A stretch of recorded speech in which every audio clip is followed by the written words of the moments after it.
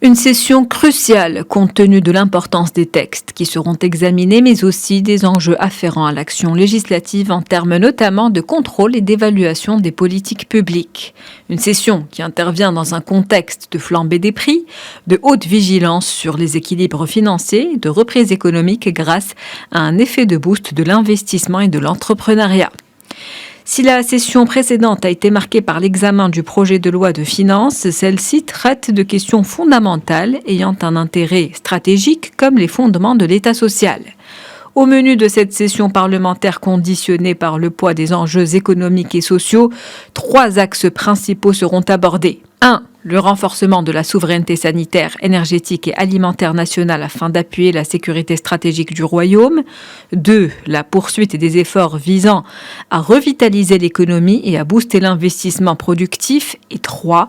Le lancement de projets et de nouvelles réformes dans la poursuite de la mise en place du nouveau modèle de développement.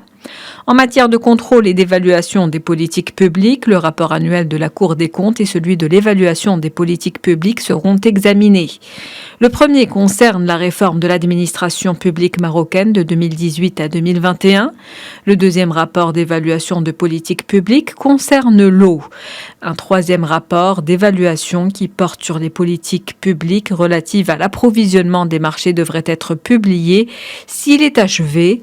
Ce rapport aborde des questions importantes telles que l'inflation, la réglementation des prix, les relations avec les acteurs économiques, le Conseil de la concurrence, ainsi que les interactions en matière d'importation et d'exportation. Autre point important, le chantier de la protection sociale et de la santé.